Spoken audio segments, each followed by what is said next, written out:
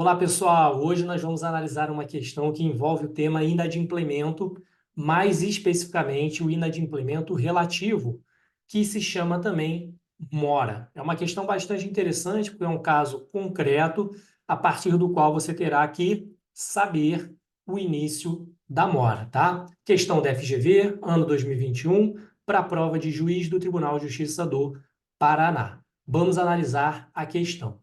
Em março de 2015, Cristiano causou acidente de trânsito em razão da sua direção negligente, ou seja, agiu com culpa, gerando lesões em Daniela. Em dezembro de 2015, Daniela ajuizou ação indenizatória em face de Cristiano, pleiteando a reparação dos danos sofridos. Citado em março de 2016, Cristiano foi condenado ao pagamento de R$ 20.000, com juros e atualização monetária, por sentença prolatada em outubro de 2019 e transitada em julgado em dezembro de 2019. No que tange a obrigação de indenizar, Cristiano se encontra em mora desde... Veja, portanto, que a questão quer saber desde quando Cristiano está em mora. Vai ser desde o acidente ou será desde a data em que Daniela ajuizou a ação? Ou desde quando Cristiano foi citado? Ou desde quando a sentença foi prolatada? Ou quando a sentença transitou em julgado. Veja que existem 5 possíveis marcos temporais para início da mora, e é justamente isso que a questão quer saber. Vocês sabem que o inadimplemento ele pode ser dividido em inadimplemento absoluto e inadimplemento relativo. O inadimplemento relativo pode ser chamado também de mora. O inadimplemento absoluto é o descumprimento definitivo da obrigação, ou seja, não é possível mais cumprir com a obrigação. Já o inadimplemento relativo, também chamado de mora, significa que houve o descumprimento da obrigação, mas essa ainda pode ser cumprida. Beleza. A mora, então, o que é, pessoal? A mora é o atraso no cumprimento da obrigação. A mora ela acarreta algumas consequências jurídicas, como, por exemplo, juros, multa e até mesmo a rescisão do contrato. Beleza. Os artigos 397 e 398 do Código Civil é que vão nos informar a partir de quando inicia-se a mora. E ela vai depender, pessoal. Existem 3 possibilidades aí de mora e vocês têm que identificar qual a responsabilidade de Cristiano para saber qual a mora vai ser aplicada aqui, tá certo? Então, primeira coisa, Cristiano causou um acidente de trânsito. Qual é a responsabilidade de Cristiano, pessoal? Uma responsabilidade contratual ou uma responsabilidade extracontratual? Cristiano possui uma responsabilidade extracontratual, porque ele não possuía relação alguma com Daniela, beleza? A mora na responsabilidade extracontratual é tratada no artigo 398. Já o artigo 397 vai tratar da mora na responsabilidade contratual. Vamos analisar os artigos, eu vou passar para o próximo slide, beleza? Bom, pessoal, como eu havia adiantado, no caso de responsabilidade extracontratual, também chamada de aquiliana, por causa de uma lei romana, o artigo 398 é que trata da mora nessa espécie de responsabilidade. E ele vai dizer que, nas obrigações provenientes de ato ilícito, considera-se o devedor em mora desde que o praticou, ou seja, desde a data da prática do ato ilícito, beleza? A súmula 54 do STJ vai nessa linha, dizendo que os juros de mora fluem a partir do evento danoso, ou seja, da data do ato ilícito, em caso de responsabilidade extracontratual.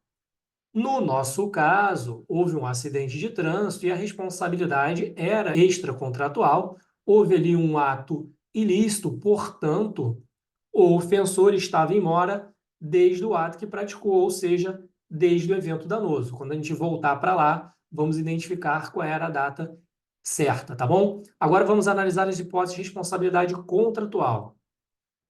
Já mora na responsabilidade contratual, ou seja, fruto ali de um inadimplemento, de um contrato ou negócio jurídico, vai ser tratada no artigo 397, caput e parágrafo único. O artigo 97, caput, vai tratar da chamada mora ex ré, também chamada aí por parte da doutrina de automática, tá? Mora automática.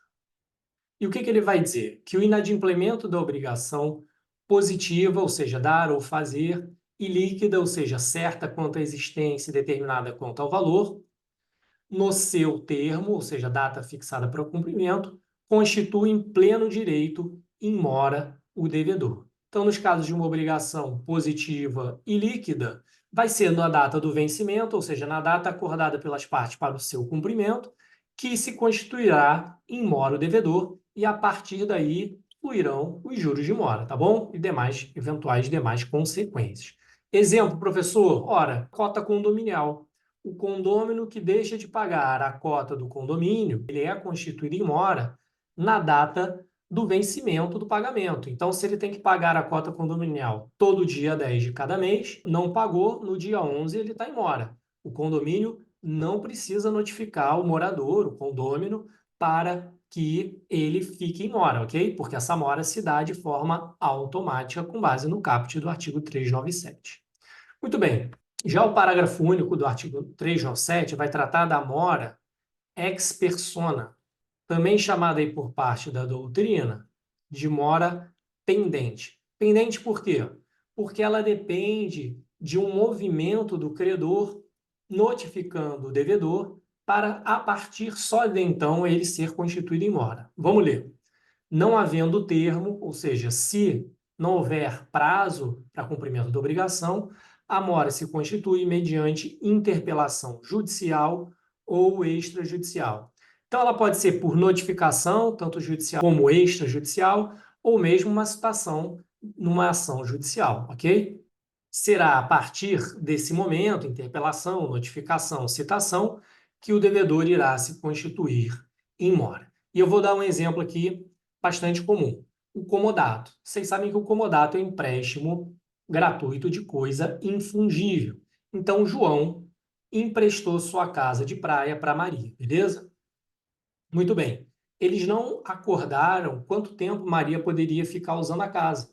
Simplesmente acordaram que Maria podia utilizar a casa. E aí, João, ele tem que notificar Maria, dando um prazo ali razoável para ela devolver a casa. Se Maria, depois dessa notificação, né, não devolver, aí sim se constituirá em mora Maria. Muito bem, nós então podemos responder a questão agora que vocês estão dominando o tema mora. Vamos lá. Bom, vamos fazer um exercício aqui de imaginação. Se tratasse de uma mora ex ré, Cristiano estaria constituído em mora desde a data do vencimento. Não é o caso aqui, porque aqui não se trata de um contrato, né? Se tratasse aí de um contrato sem prazo, Cristiano estaria em mora desde a citação do processo. Não se trata, mais uma vez, dessa hipótese, porque não há contrato, no caso, entre as partes. Em sabendo que a responsabilidade de Cristiano é extracontratual, que entre as partes não existe nenhum contrato, a responsabilidade aqui é por ato ilícito. Como nós vimos, com base no artigo 398 do Código Civil, o devedor constitui-se em mora, nesse caso, desde a data em que praticou o ato ilícito. Ou seja, Cristiano está em mora desde março de 2015. Portanto, resposta correta, letra A.